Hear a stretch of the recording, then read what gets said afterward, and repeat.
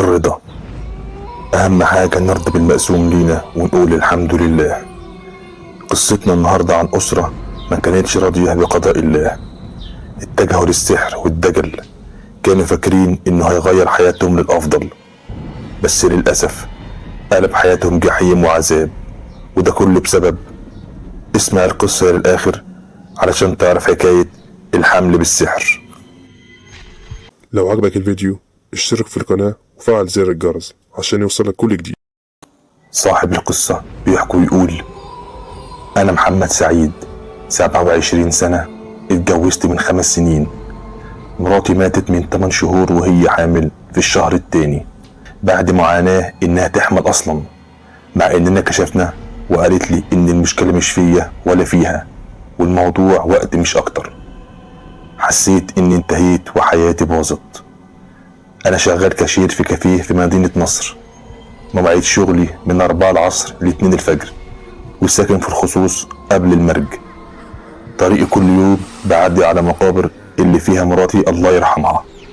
كل يوم قبل الشغل بخش أقرأ عليها الفاتحة. من شهر كان المفروض هيبقى يوم ولادة مراتي لابني أو لبنتي.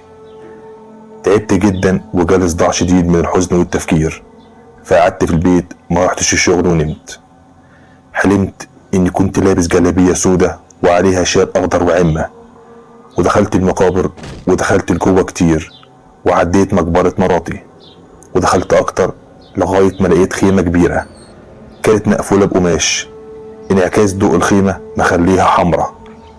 قربت وفتحت الخيمة، لقيت مراتي قاعدة مربعة على مخدة في الأرض، وقدامها منقد فيه فحم وعمالة تحط بخور. وفجأة صرخت جامد ولقيت حد بيخبط على كتفي.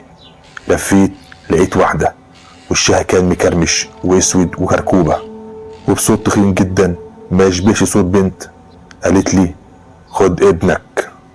بصيت على ايديها لقيتها ماسكة طفل مولود ووشه متغطي. عيني دمعت وصحيت مفزوع على صوت حاجة بتقع في المطبخ. قمت جريت لقيت ضرفة المطبخ مفتوحة وغطا الحلة واقع على الأرض. حسيت بحد بيخبط على كتفي. اتلفت لقيت ساعة الحيطة اللي في وشي وقعت. اتفزعت وصرخت. بصيت في الساعة لقيتها الساعة 9 بالليل. لبست واخدت مصحف ورحت المقابر ودخلت جوه. الفضول كان هيقتلني لو ما كملتش لجوه علشان اشوف مكان الخيمة الحمراء، لكن برضو الخوف كان شاللني اني اخش للاخر. المقابر كانت الساعة 9 بالليل. كنت مرعوب جدا. قعدت اقرا قرآن قدام المقبرة لحد الساعة 12 بالليل، وكنت في الجزء 20. واثناء قراءتي حسيت بخبط على كتفي. بصيت ورايا ما لقيتش حد. بصيت على المقبرة وكملت قراية. سمعت صوت جاي من جوه التربة، صوت عيل بيعيط. اتطرت من مكاني وجريت ناحية التربي. قلت له: تعال معايا ارجوك، في صوت عيل بيعيط جوه تربة مراتي، دي لو عايشة كانت المفروض هتولد النهاردة. قال لي بلغة فلاحي كده: اهدى يا بيه كده وروج، في ايه بس؟ يعني مرتك هتولد بعد ما ماتت؟ استغفر ربك ده وتعالى اقعد اعمل لك كوبايه شاي ولا قهوه. قلت له: مش عايز حاجه، انا كل اللي عايزه ان اشوف ابني اللي ما تهنيتش عليه بعد انتظار كتير. افتكرت اللحظه اللي مراتي كانت بتقول لي: انا حامل يا محمد، لكن من قدرة القدر انها تموت في الشهر الاول من الحمل. قال لي: استغفر ربك كده يا جدع، ايه جزرة القدر دي؟ القدر ربك هو واحد اللي مقسمهولك، ولما تهين القدر اكنك هنت ربك. استغفر. وبعدين انت ايه اللي مخليك حاسس ان دي حاجة وحشة؟ الله اعلم ايه اللي كان هيحصل. على الاقل انت عارف في مرتك وولدك، انما انا في يوم وليلة فوجئت لقيتهم اختفوا من حياتي، مرتي وولدي وبنتي. ما اعرفش عنهم حاجة واصل. الله اعلم عايشين ميتين، مبسوطين ما مبسوطنيش، لكن بحمد ربنا وما بعترضش على قدري. واثناء ما بيتكلم سمعت صوت حركة في المقابر، وسامع صوت العيل اللي بيعيط. شديت التربة من ايده ورحنا ناحية التربة، وانا لسه سامع صوت عيل صغير بيعيط قوي، والتربة كمان كان سامعه. بصيت وعينيا اتملت رعب. جري ناحية التربة لقينا بابها مفتوح. التربة قاعد يستغفر ربنا: استغفرك يا رب واتوب اليه، استغفرك رب واتوب اليه. اللهم اني اعوذ بك من همزات الشياطين واعوذ بك رب ان يحضرون. انا بقى كنت في وادي تاني خالص، لان حاجة بعيدة بتمنى ما تكونش اللي في بالي. جريت لجوه وكملت جري، فضلت اجري لغاية ما لقيت في وشي خيمة حمراء. التربة بتاعت مراتي مفتوحة وصوت عيل صغير، نفس اللي شفته في الحلم. يعني انا ما اتجننتش ولا تهيؤات من حزن على ابني اللي المفروض النهارده ميلاده. حطيت ايدي على جيبي اطلع المصحف، ما لقيتهوش، لكن لقيتني لابس اللبس اللي كنت لابسه في الحلم، الجلابية السوداء والشال الاخضر والعمة. كل حاجة كانت معايا اختفت. بصيت ورايا عشان اشوف التربي، ما لقيتش غير سواد. انا في صحراء سوداء مع الخيمة وبس. الرعب مخليني حاسس اني هقع من طولي. قعدت اقول اذكار وبعض الايات في سري وانا مرتجف من الخوف. وبعدين هفضل كده كتير؟ قررت اتحرك ناحية الخيمة واخش علشان انهي اللي انا فيه ده. ما هو ده قدري اللي مش سايبه النحس، بس ده نحس من نوع مختلف.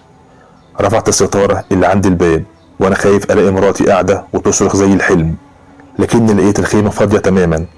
لكن لقيت ممر جوه الخيمة زي نفق ضيق بس مش تحت الارض. دخلته وفضلت ماشي، وكل ما اقرب لنهايته اخاف اكتر، وصوت العيل الصغير يعلى اكتر وانا اقرب اكتر. وصلت للنهاية وخرجت من الممر، لقيت نفسي في مكان انا عارفه بالشبه. ده قبر مراتي. ايوه، انا بقيت جوه التربة وكفن مراتي قدامي. الكفن بس، الكفن من غير جثة او حتى عظم الجثة. اتلفت علشان اخرج، ما لقيتش الباب. رجعت ابص على الكفن، ما لقيتهوش. وفجأة ظهرت واقفة قدامي بكفنها ووشها ازرق وعرقان. صرخت في وشي بصوت عالي، وقعت على الارض وقلبي كان هيقف. ببص لقيتها بتقرب وراحت قايله لي بصوت من صوتها: ابن المقابر. وعينها اتحولت لاسود، وشها بدأ يسود، وعينيها بتجيب دم، ووشها اتملى شعر. وفجأة لقيت جنب الطفل بلفته ووشه متغطي. اخدته في حضني حفاظا عليه منها، وانا مش متخيل ولا متفهم اللي بيحصل. واول ما حضنته الطفل صرخ صرخة نطرتني من حضنه، خبطتني في سقف التربة. وقعت على وشي وحسيت بنار في كتفي اليمين وفقدت الوعي. فقت ولقيت اللي بتفوقني الست الكركوبة اللي كانت في الحلم، وجنبها التربي، وكنا بالنهار وانا مرمي جنب التربة. خدوني في مكان التربي اللي انكر انه شافني قبل كده او اتكلم معايا، والست اللي بتعرفنيش وانها لا تعرف خيمة حمراء ولا زرقاء، والراجل اللي لما قلت له ان مراته وبنته وابنه ما يعرفش عنهم حاجة وده اثبات اللي انا شفته حقيقي، قال لي: ايه الهبل ده؟ ما هي مرات اهي اللي انت بتقول شفتها في الحلم بتديك عيل صغير واسمها جليلة. بصيت له بطرف عينها، راح قايل: وقته يعني تستعر من اسمك؟ ده الراجل اتجنن. روحت البيت وانا عقلها يشت مني. كانت الساعة 9 الصبح، لسه بدري على شغلي. دخلت علشان انام ولسه ما رحتش في النوم ومتأكد اني واعي. حسيت بألم في كتفي اللي نايم عليه اليمين. قمت جري على المراية وقلعت. لقيت حرق في كتفي عامل زي ختم بحديدة، والختم ده عبارة عن 3 دواير جوه بعض ومربع، وبعد كده مثلث، وجوه المثلث عين، ونن العين في عيل صغير. حسيت اني شفت الرسمة دي قبل كده. جريت على الكرتونة اللي مجمع فيها الورق اللي ملهوش لازمة وقلبتها. قعدت ادور، لقيت ورقة فعلا فيها نفس الرسمة، لكن مش ده اللي لفت انتباهي. اللي لفت انتباهي ان في وسط الورق صورة جليلة. اخدت الصورة ونزلت ناحية المقابر. مع اول واحد اسأله عن مين اللي في الصورة، راح مبرق وقال لي بصوت واطي: دي جليلة، سحرت الخيمة الحمراء، خربت الديار. جريت على المقابر، مسكت الترب من جلبيته واديته في وشه، وحطيت الصورة في وشه وقلت له: بقى دي تبقى مراتك صح؟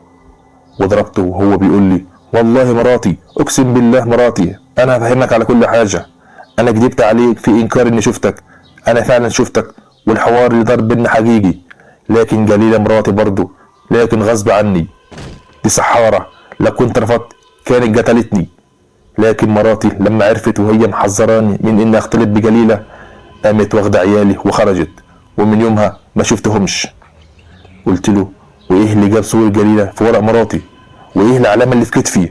وليه نفس العلامة في الورقة دي في حاجة مراتي في البيت؟ اول ما شافهم برق وتنح وبص في عينيا وقال لي بصوت مليان شفقة: انت اتحكم عليك بالنهاية يا ابو الملوك. قلت له انت بتقول ايه؟ انا عايز افهم ايه اللي بيحصل بالظبط. قال لي هيحصل كل خير لما جليلة تعرف الخبر، اصلها حصلت قبل كده وواحدة ماتت في اول شهور الحمل، بس ما كانتش حامل في ملك، فتلاقي جليلة مركزتش. قول لي بقى انت مراتك اسمها ايه؟ لسه هضربه واقول له انت بتحور في الكلام ليه، لقيت صوت جاي من ورايا بيقول كريمة.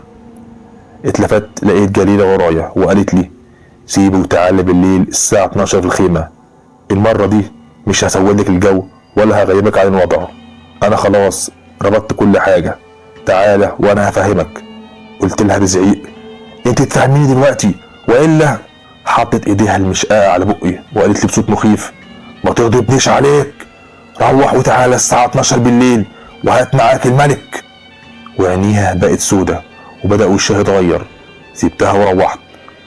اتصلت بالشغل وطلبت اذن النهارده كمان، وكانت الساعة 10 الصبح. اترميت على سرير رميت واحد شقيان اليوم كله. حسيت بحركة جامدة على السرير، بصيت لقيت الطفل. قمت مفزوع وبعد كده قربت منه علشان اشوف وشه اللي مستغطي وشلت الغطا. طفل هادي وجميل، نن عينه بني فاتح مقارب للاحمر، لكن الوداعة دي ما استمرتش كتير. وشه احمر وعينه بقت دم وشعر جسمه كله بقى كثيف وطلع له قرنين صغيرين بين شعره. وبص لي وعينه مش عين طفل، لا دي عين جن وشكل وجسم وهيئة الجن. وبصوت يصور ودن ما جاش منه، لكن ده في دماغي انا زي وسوسة بس صوتها عالي. انا ابن المقابر، ابن ملك عشيرة ملوك نار الجلوع. لقيت الباب بيخبط، رحت فتحت لقيت وائل صاحبي في الشغل.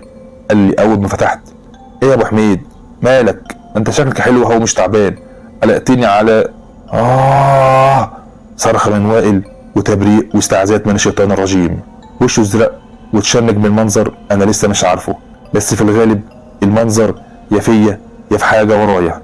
لفيت وانا بلف حاجه جوايا بتقول لي لا اللي هتشوفه صعب. لقيت الجسم اللي كان على شكل طفل بقى اكبر مني وازيد. لقيت حد بيقول كلام مش مفهوم، بس ده صوت جليلة كانت بتقول كلام غريب. اول ما قالت له انصرف بصيت لقيتها فعلا هي جليلة، ووائل واقع على الارض.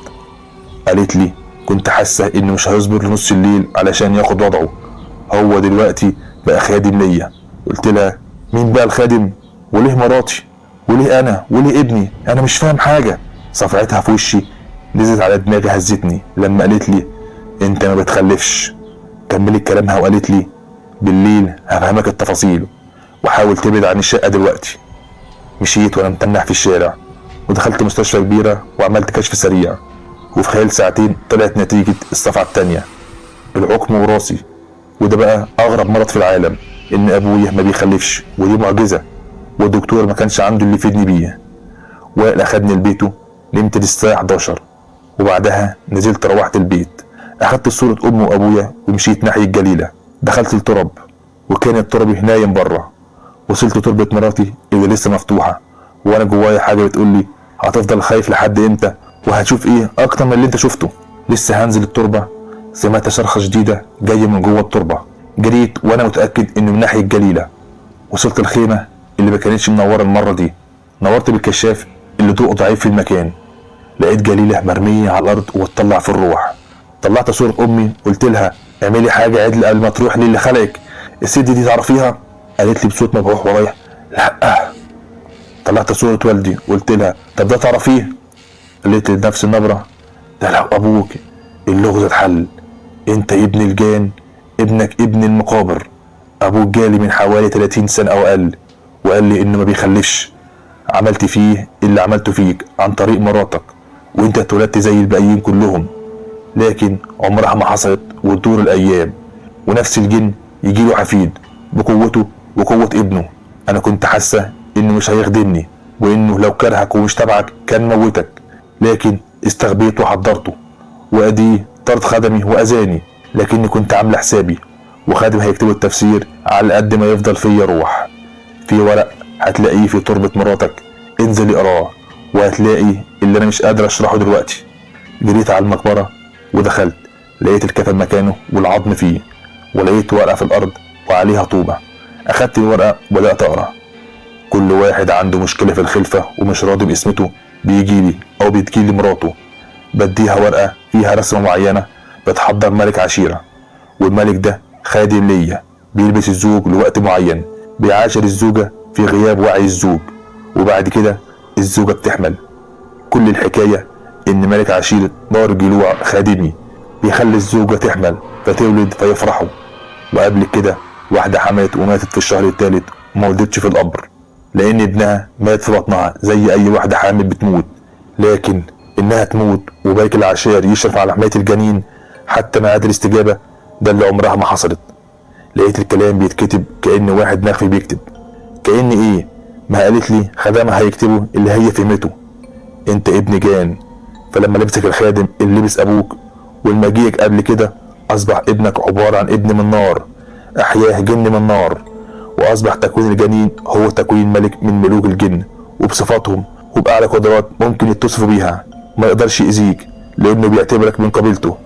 ابنك جن من نار، رحم امه اللي جالت لي وطلبت الوشم ما استحملتش النار اللي فيه وباتت، لكن الجنين اكتمل وقارنها ساعد على ميلاده. كده انت تقريبا فهمت كل حاجة، لكن الحل مش عندي، والله اعلم ايه اللي هيحصل معاك.